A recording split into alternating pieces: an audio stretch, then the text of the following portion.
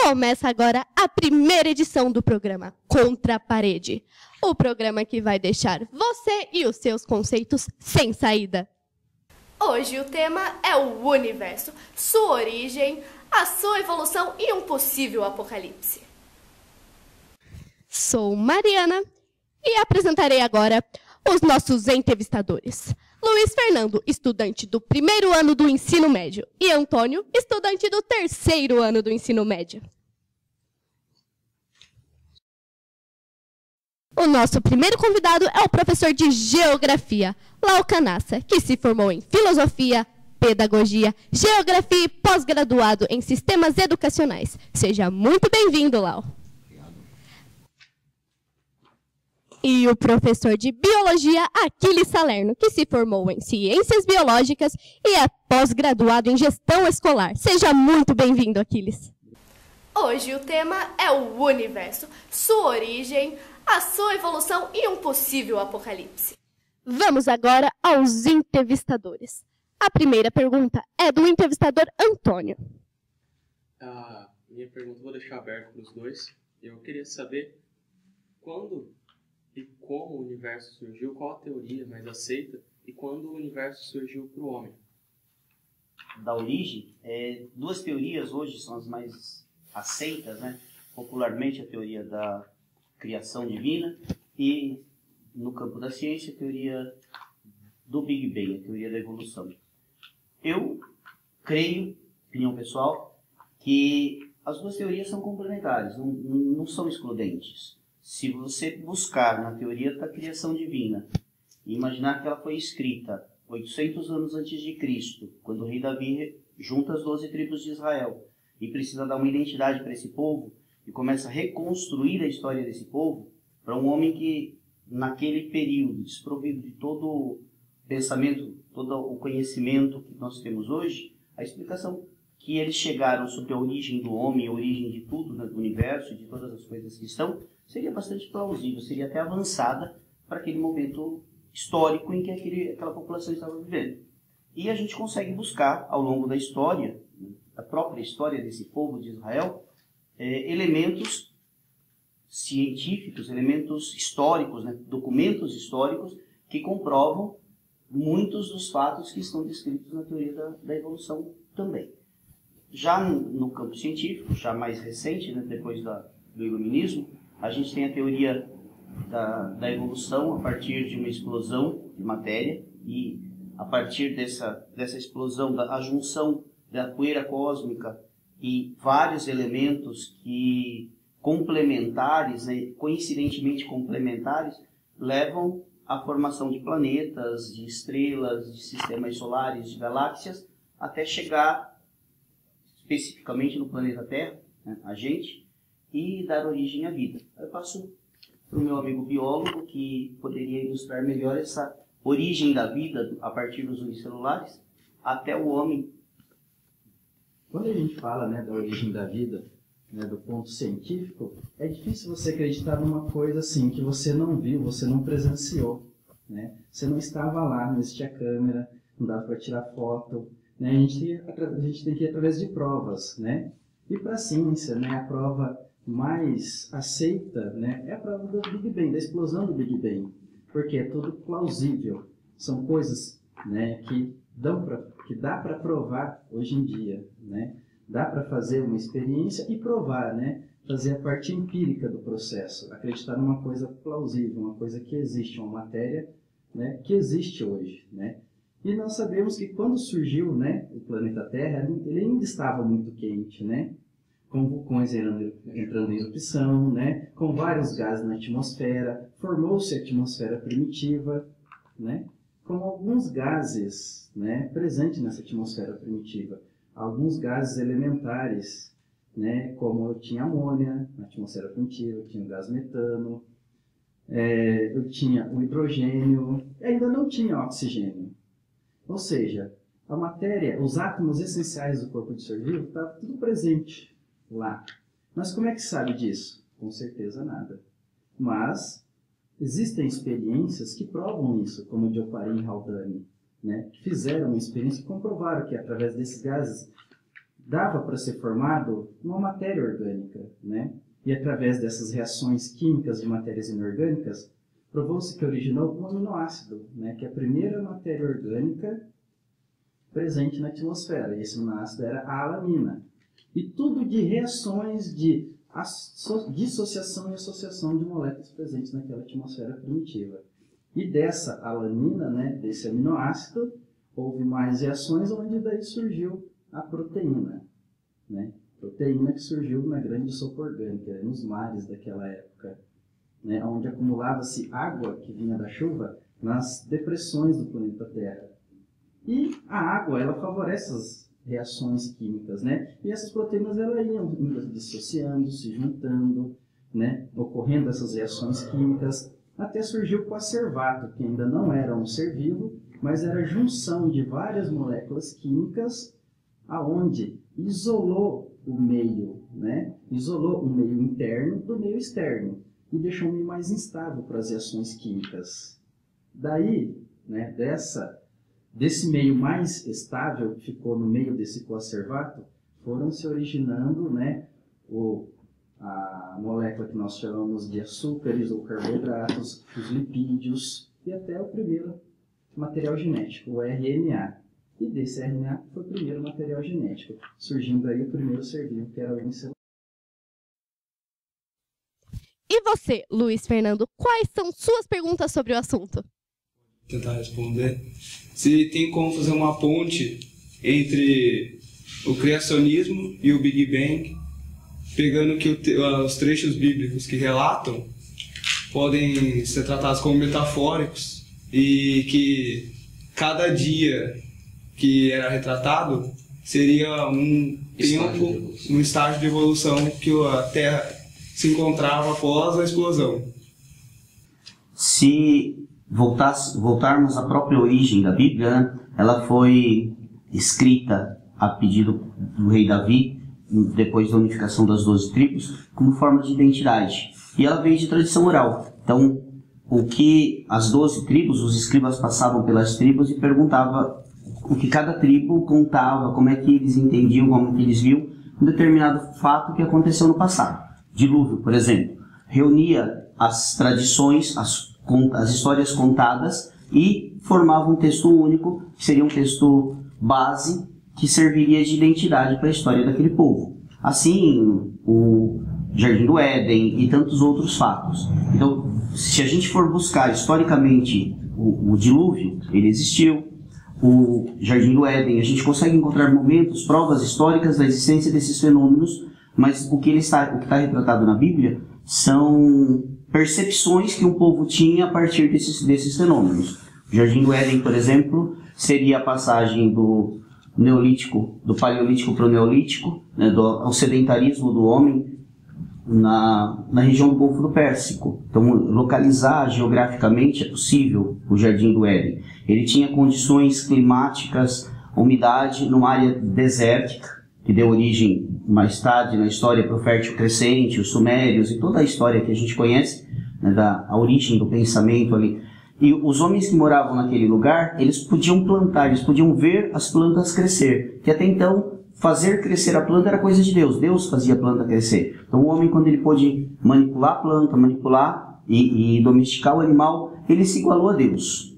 Foi o pecado da expulsão do paraíso. Então eles tiveram que sair daquela área em função de dilúvios, de eras glaciais, de fim de eras glaciais, momentos de aquecimento, da própria dinâmica da formação do planeta Terra, né, que alagou, encheu de água, ocupando ali, formando hoje o Golfo Pérsico, na Arábia Saudita, e ocupando aquela área e destruindo aquele paraíso, que antes era um lugar perfeito para se morar, tendo em vista geograficamente as áreas semiáridas próximas. Então os textos bíblicos, eles remetem a realidades vivenciadas por um povo específico, num local, num ponto específico do planeta.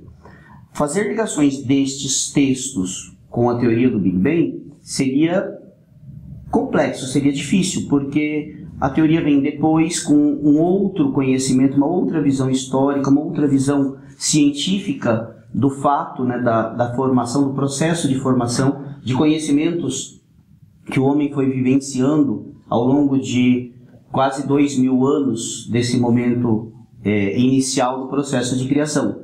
Então, fazer um paralelo relacionando as duas seria complexa, mas a gente percebe que a teoria da criação, como explicação inicial, preliminar, do próprio surgimento, da própria origem do ser humano e origem do planeta Terra, né, da convivência do planeta como criado por Deus, é uma explicação óbvia, lógica, para a formação cognitiva que tinha aquele povo de 1.800 anos, 2.000 anos atrás. E quando a gente fala, né, dessa teoria do criacionismo, né, do Big Bang, a gente começa a pensar, teve a explosão do Big Bang? Teve, mas quem criou tudo isso? De onde veio esse Big Bang? De onde veio essa matéria? De onde surgiu tudo isso? Né? Para ter a explosão do Big Bang, teve uma grande rocha, né, vamos dizer assim, o espaço era concentrado num único ponto, mas de onde veio tudo isso? Né? Por mais que, né, os cientistas fazem as pessoas pesquisas, buscam, né, o que aconteceu, mas de onde veio tudo isso? De onde surgiu a primeira molécula? Acho que a gente caminharia, a primeira molécula? A gente caminharia para algumas interpretações até paralelas de se é fluxo de energia, se foi uma explosão, é energia, liberação de energia, esse universo é composto por fluxos energéticos. A gente vai falar disso daqui a pouco. Guarda isso daí que eu já vou vir com aquelas perguntas capciosas que você falou para não fazer.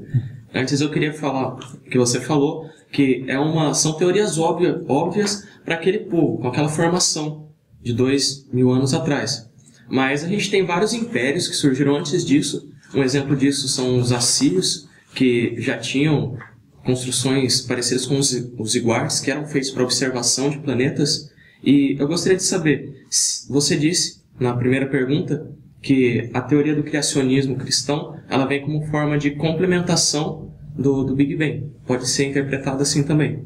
E eu queria saber se dizer isso não é, de certa forma, esquecer que houveram muitas outras crenças mais antigas e que relataram outros fatos que precederam aqueles que só vão surgir com essa tradição oral e a escrita da Bíblia. Com certeza. Se você buscar entre os sumérios, por exemplo, eles contam a origem do universo a partir de Adão e Eva, a partir de um casal vivendo no paraíso. Se você buscar entre os ciganos, eles têm a tradição do dilúvio também. Eles contam como é que o povo... Então, os povos se organizavam naquele momento por tribos, por grupos tribais, que 50, 60, 100 pessoas, não passava muito disso. Eram clãs familiares que se reuniam e que trabalhavam de forma nômade pastoreando ovelhas. Então, as coisas, os fatos que aconteciam numa determinada localidade influenciava vários povos que ali estavam. E isso gerava várias tradições, várias formas de contar o mesmo fato histórico. E a gente tem que pensar também que quando a gente fala, né, dessa teoria da origem da vida, mas antigamente, né, quando surgiu, né, o pensamento humano, né, o nosso pensamento, assim, não se pensava nisso, né, ninguém pensava na origem da vida, via como instinto, né, nós somos animais, a partir do momento que o ser humano desenvolveu essa capacidade de planejar, ter a sua cultura, né, se organizar em sociedade, aí eles começaram a buscar essa explicação, qual o sentido da vida, de onde nós viemos, para onde nós vamos, né? Então, na busca desse sentido, surgiram essas teorias da criação, de onde começou tudo, né? O que aconteceu? Aí surgiram, né? Na Grécia mesmo já tinha outras teorias, né? Como a teoria, né, que fala de... A teoria, né, a Grécia fala, né, que foram feitos, né, homens de barros imperfeitos, não esqueci o nome agora, do irmão de Ptolomeu, não, irmão de Prometeu. O Epimeteu. Né, a Grécia, né, já procurava, né, esse, né, o Epimeteu, ele criou, né, o homem feito de barro e imperfeito. Aí Prometeu, né, roubou o poder de alguns deuses para fazer esse homem de barro viver, né, e daí criou-se a humanidade, né, uma outra explicação vinda de uma outra religião, onde na Grécia, né, a religião deles vinha dos grandes deuses, dos titãs, né, e através desses dois titãs vieram à humanidade. Muito bem. Finalizamos assim o primeiro bloco. Voltamos já.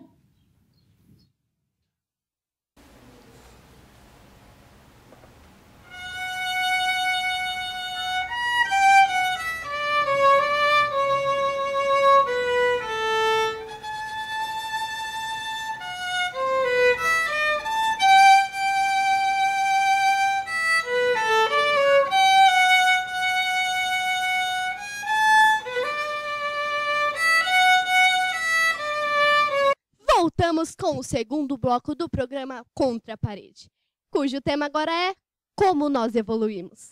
Antônio, pode iniciar o bloco. Obrigado, Mariana. Eu gostaria de direcionar essa pergunta para o Aquiles e o Lau também pode participar, mas principalmente para o Aquiles. Eu gostaria de saber por que a gente evolui, sendo que quanto mais complexo o organismo, mais frágil ele se torna. A evolução vem da necessidade de adaptar-se ao meio ambiente. Então, quando surgiu o primeiro ser vivo unicelular, esse ser vivo ele vai se adaptando ao meio ambiente, vai tendo características, né, que se adaptam ao meio ambiente, e não é o meio ambiente que se adapta ao indivíduo, o indivíduo tem que se adaptar ao meio ambiente, né? E na era cambriana, por exemplo, houve a explosão cambriana, onde houve o surgimento dos pluricelulares, e esse boom que a gente chama, essa explosão, foi assim, teve esse nome por ser uma evolução rápida em escala de tempo da evolução. E essa evolução veio da grande mudança do nosso meio ambiente e veio essa adaptação. Então, o meio ambiente ele vai selecionar os micro-organismos ou os macro-organismos mais adaptados ao meio ambiente. Então, quando os seres vivos são originados através de uma reprodução, são originados vários indivíduos. Esses indivíduos que foram originados, eles vão viver naquele meio ambiente se eles conseguirem se adaptar àquilo. O que não é adaptado, o meio ambiente elimina. E esse bem adaptado continua a viver e passar essa característica sua adaptada para o seu descendente. Aí nós temos a teoria de Darwin, seleção natural. O meio ambiente seleciona o ser vivo, o mais apto. Qual é a lógica disso? Se eu tenho um gene defeituoso, um gene onde o indivíduo não é favorecido, eliminar esse gene antes que ele seja passado para os seus descendentes. Né? Então, eliminar para que o meu descendente nasça com boas características e a espécie seja cada vez melhor, cada vez mais adaptada ao meio ambiente. Essa teoria, né, de Darwin não foi a primeira, houve outras teorias antes dessa. Hoje, esse darwinismo, né, que a gente chama também, houve algumas alterações, porque quando Darwin falou isso, ele nem sabia, né, bem como é que eram as características genéticas, como isso acontecia, não sabia ainda da existência dos genes, até que veio Mendel. Né? Hoje nós temos o neodarwinismo, que junta a teoria de Darwin junto com Mendel, né, que fala que o que é passado para os descendentes, os nossos genes. Que genes são esses? Os genes que foram selecionados para o meio ambiente. Com isso, a espécie evolui e nunca acaba. Talvez na contramão dessa evolução biológica, a gente tem a questão da evolução social. Porque o ser humano ele acaba buscando na tecnologia formas de se adaptar ao meio ambiente, enquanto o organismo não tem essa adaptação. Por exemplo, viver numa área inóspita, topo de montanha, deserto, floresta, e o ser humano acaba buscando mecanismos artificiais, tecnológicos, para fazer essa adaptação, que proporcionou também uma grande explosão populacional depois de 1900. A gente tinha uma população bastante reduzida no mundo até 1900, e com a Revolução Industrial a gente percebe que essa população pode crescer de uma forma muito rápida, graças a esse processo também de adaptação que vem pela tecnologia. De novo, na Revolução Técnico-Científica, nos anos 70, que vai proporcionar aí possibilidade do aumento populacional. Vivemos hoje num planeta com 7 bilhões de seres humanos, com capacidade de produção alimentar, né, de energia do Sol disposta para 3 bilhões de seres humanos. Então a gente tem 4 bilhões que vivem em função dessa adaptação tecnológica também proporcionada pelo homem. É interessante falar também, né, que esse boom que nós temos aí de seres humanos, vem até daquela questão, né, da ciência. Naturalmente, né, o meio ambiente seleciona os seres vivos. Nós deveríamos ser selecionados também, mas com o avanço da ciência, muitas pessoas, né, que apresentam algumas doenças que antigamente não chegavam à idade reprodutiva, com a ciência essas pessoas não morrem mais, né? Elas conseguem ter uma sobrevida e de qualidade ainda. E acaba passando esses genes defeituosos para frente, né? Não que seja uma coisa ruim, mas o natural era esses genes defeituosos serem eliminados da natureza. Mas a ciência fez com que esses genes continuassem. Então, existem várias doenças, alguns poderiam ser eliminados, poderiam ter sido eliminados, mas pelo avanço, né, da ciência, esses genes não foram eliminados, porque algumas pessoas têm essas doenças, acabam passando esses genes para frente, essas doenças vão indo e as pessoas vão vendo a base de terapia. E esses genes continuam no meio ambiente, no meio do ser vivo e com a população. Seria inimaginável colocar hoje a população humana, o planeta, sem nenhum recurso tecnológico, sem nenhum remédio, sem nada, vivendo em contato direto com a natureza. Nós teríamos a eliminação de grande parte da espécie, porque o ser humano ele não está adaptado ao planeta, ao meio ambiente mais. Ele criou um ambiente artificial que proporciona para ele essa qualidade de vida, essa possibilidade de continuar existindo. Muito bem. Agora é com você, Luiz. Esqueci o corte. Obrigado.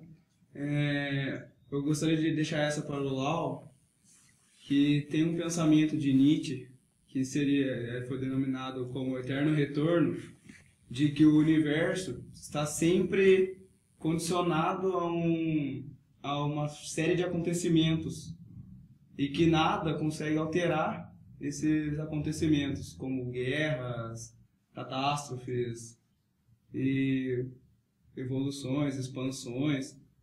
Eu gostaria de saber se a força que o homem tem sobre o planeta conseguiria alterar, mesmo que seja pouco, assim, mútuo, mas que ele consegue fazer alguma alteração nesses acontecimentos.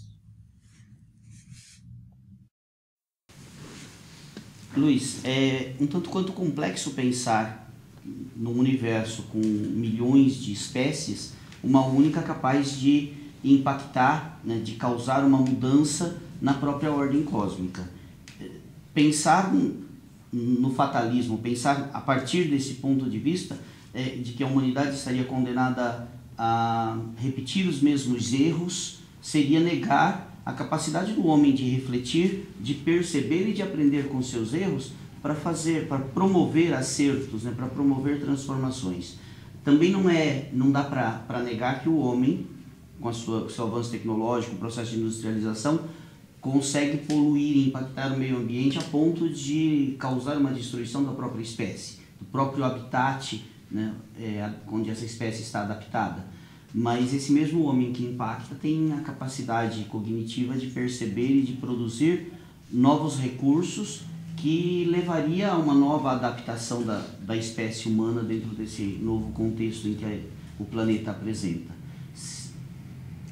Biologicamente falando, né, essa teoria não seria aceita, porque o homem, né, depois que ele morreu, acabou, ele é decomposto, vira proteína, sais minerais, carboidrato, acabou a sua vida, né?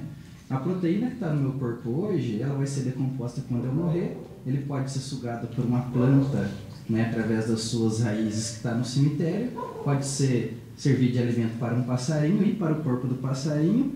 Daqui a pouco uma pessoa come essa fruta e vai parar no corpo de outra pessoa, né? Nós somos matéria, né? Nós somos nós somos um laboratório químico ambulante, né? Tudo que ocorre no nosso corpo vem de reações químicas, né?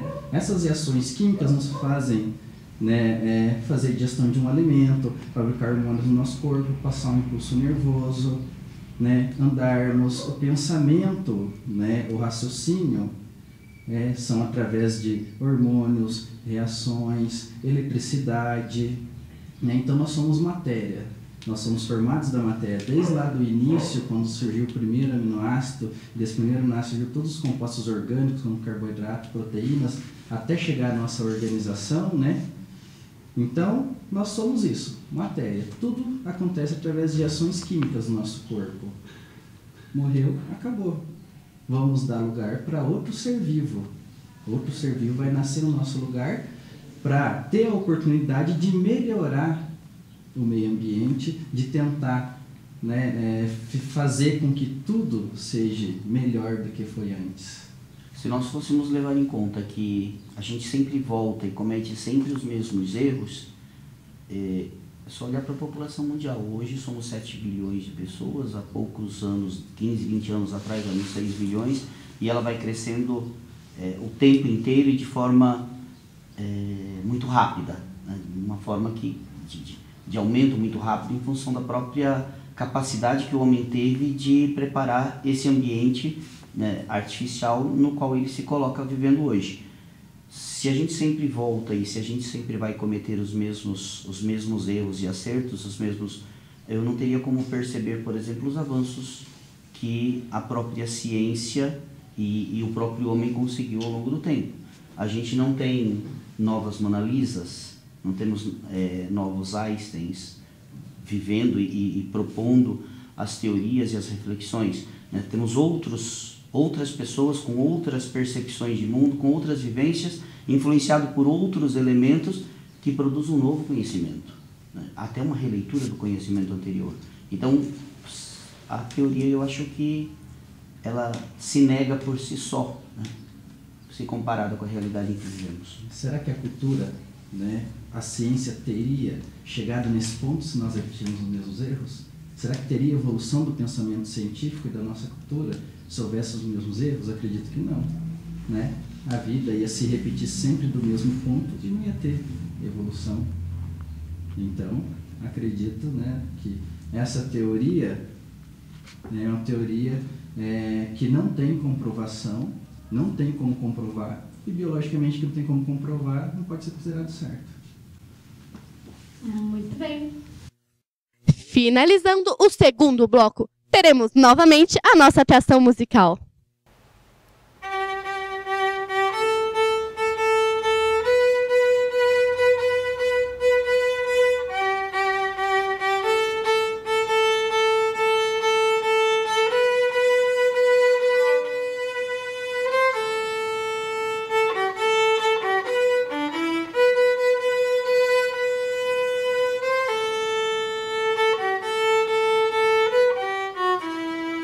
Estamos chegando ao fim do nosso programa, que, como tudo, tem fim. Mas será que o universo terá um fim? E aí, Antônio? Obrigado, Mané. Eu gostaria de direcionar novamente essa pergunta para o Lau, mas deixar aberto também para eles falar um pouco. Eu gostaria de saber se o universo vai ter um fim e, caso seja afirmativa, quais as teorias que apoiam isso? Embora a barba seja branca, né, e aparentemente o estereótipo pintado de Deus seria brincar de Deus dizer previr o fim do universo. É possível perceber pela ação do homem, por exemplo, o fim da espécie humana no planeta se os problemas ambientais continuarem. O fim da água, que levaria ao fim de várias espécies, a extinção de animais, de florestas, de áreas florestais. Pequenas percepções próximas a gente consegue até marcar, prever com uma certa precisão, né? Perceber que ele está acontecendo, analisando os fatos, os outros fatos que envolvem o problema.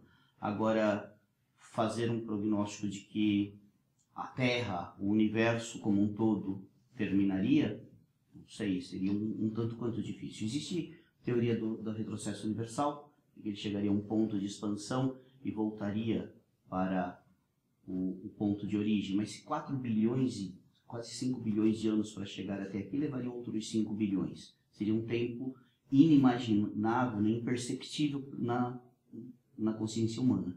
A gente trabalha com 70 anos, com 2.000 anos, um tempo histórico de 2.000 anos, Jesus Cristo até aqui, é algo muito difícil para se inteligir, para se perceber, para se inteirar dele com propriedade. Você imagina pensar em 5 bilhões de anos.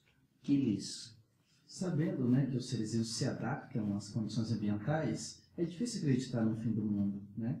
Eu não acredito no fim do mundo. Eu acho que pode acabar espécies, vir novas espécies, igual sempre acontece. A espécie humana pode ser uma espécie, e vai ser uma espécie em transição, que vai passar e um dia pode acabar.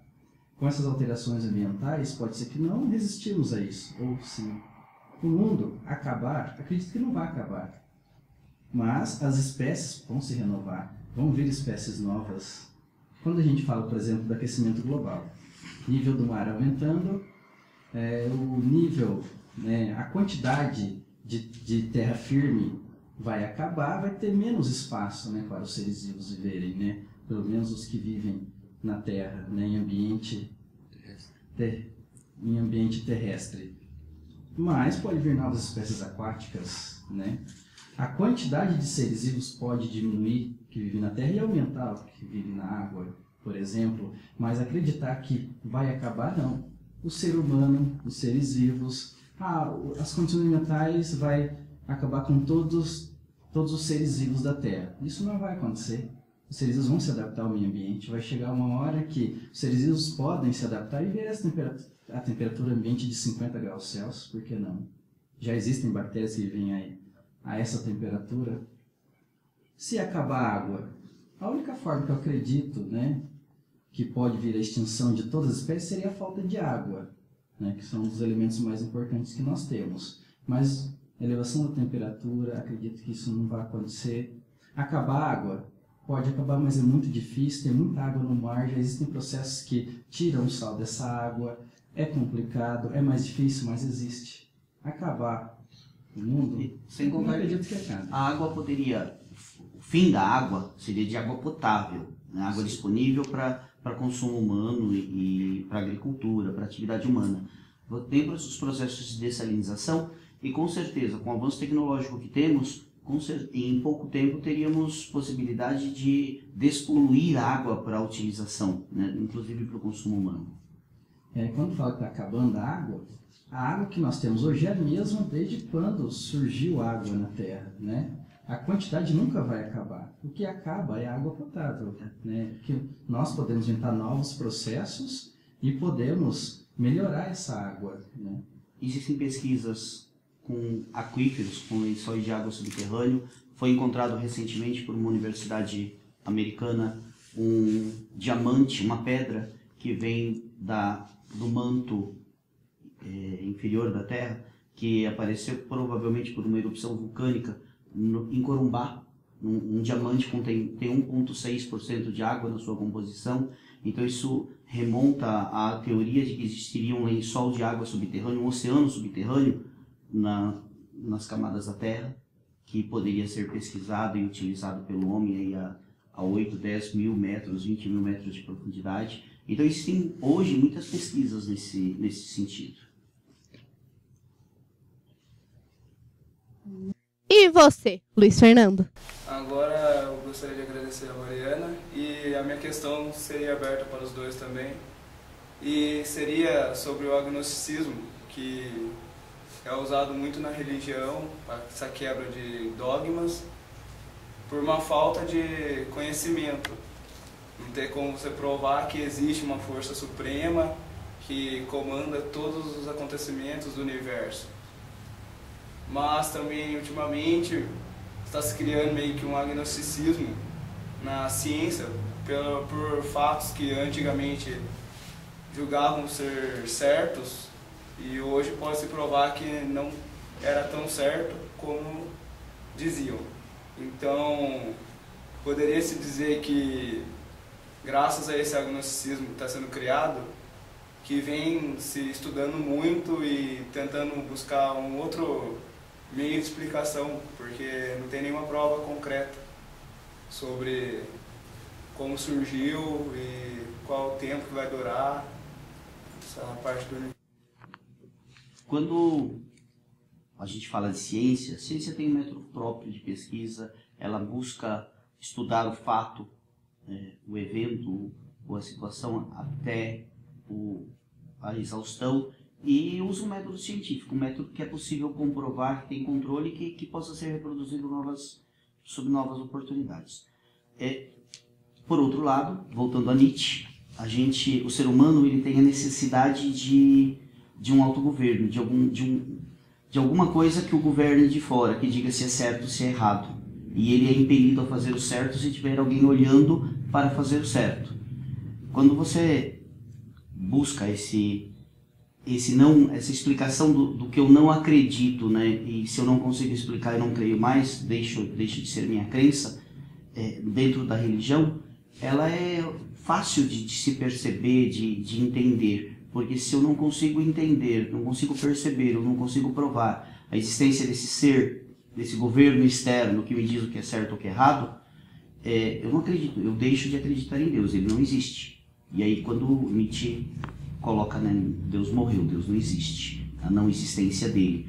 Agora, dentro da ciência, você negar uma verdade que existem vários fatos que indicam para ela, e ao mesmo tempo, por não ter uma prova científica de que aquele fato é verdadeiro, né, você não conseguiu chegar a um fim de estudo, dizer eu não acredito mais, não acredito na teoria do Big Bang porque não tem uma prova científica dele, eu não acredito na origem, na evolução do homem a partir do macaco porque não tem uma foto, né, que me mostre, a prova que me mostre, é você negar o pensamento do próprio homem, a evolução do pensamento do próprio homem, né, na ciência.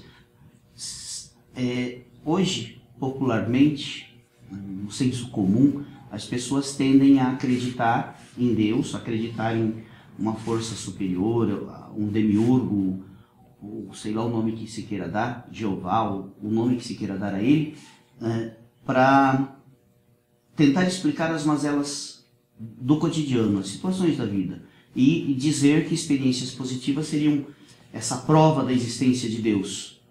Também não é uma prova, também não é algo que poderia ser aceito como verdade absoluta. E aí a gente tem o esvaziamento do próprio sentido das expressões que a gente usa. Verdade. Então o que é verdade? Existe uma verdade pura? Ou o que é verdade para mim não é verdade para você?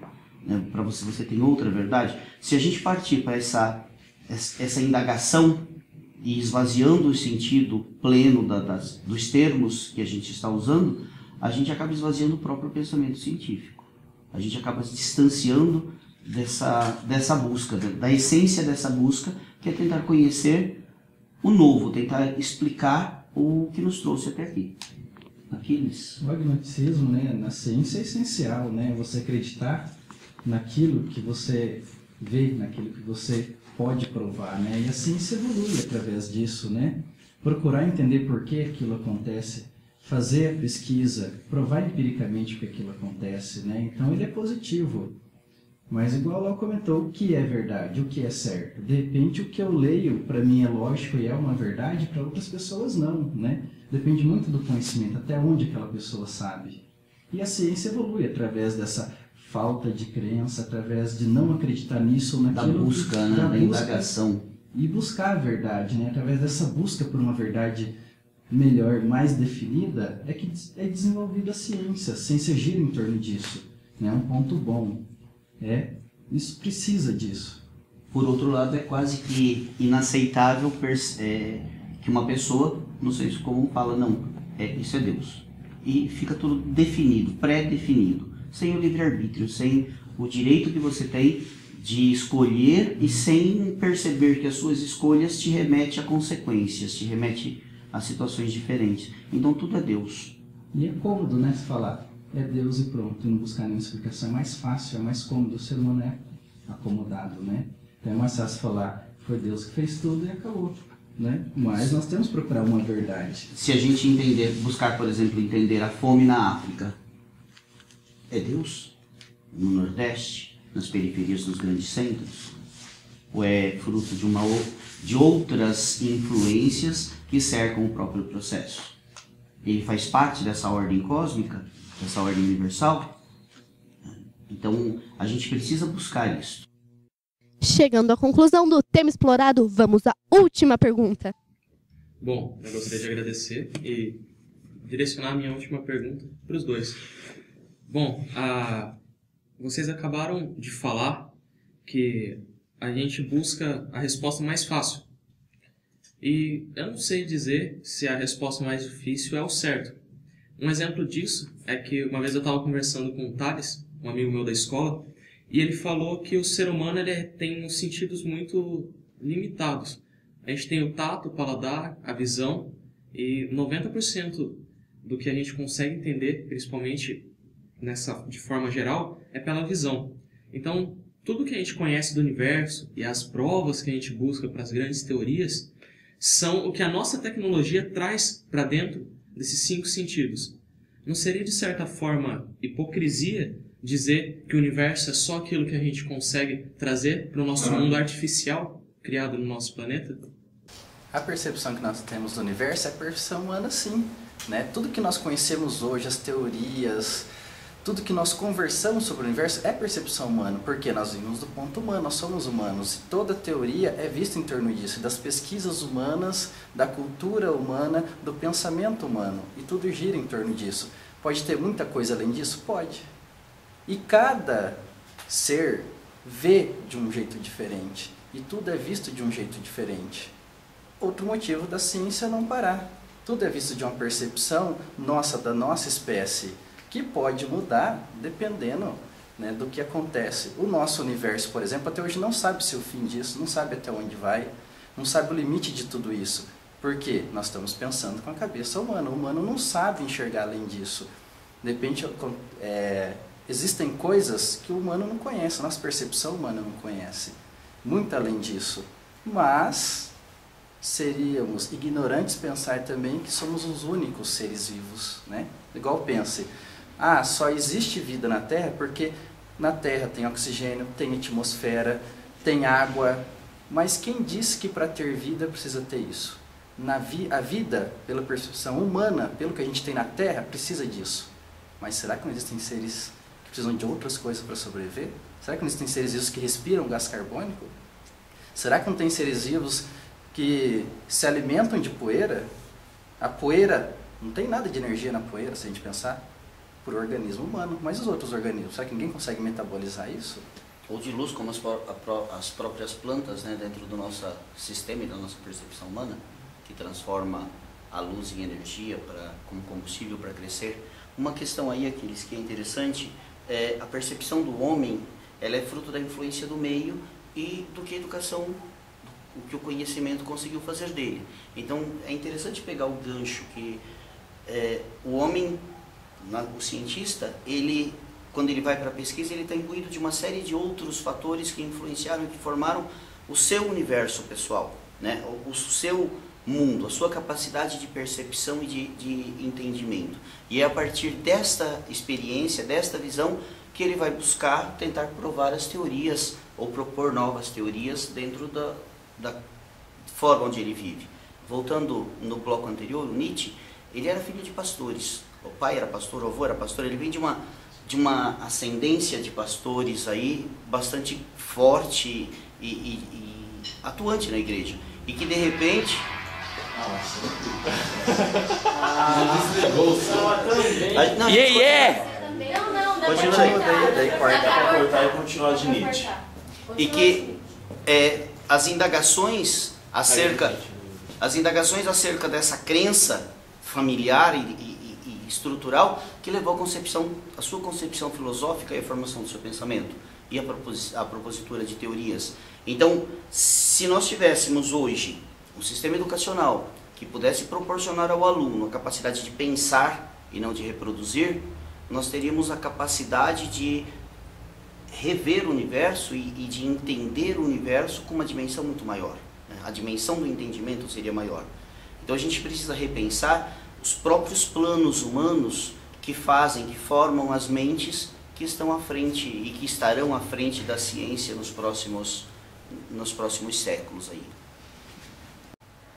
Chegamos ao fim do primeiro Contra a Parede. Gostaria de agradecer muitíssimo a presença dos nossos entrevistadores Luiz Fernando e Antônio e dos nossos convidados Lau e Aquiles. Eu, Mariana, espero que vocês tenham gostado do Contra a Parede. Se inscrevam aqui embaixo e curtam que logo tem mais novidade para vocês. E para nos despedirmos, novamente o Thales irá tocar uma música pra gente. Tchau!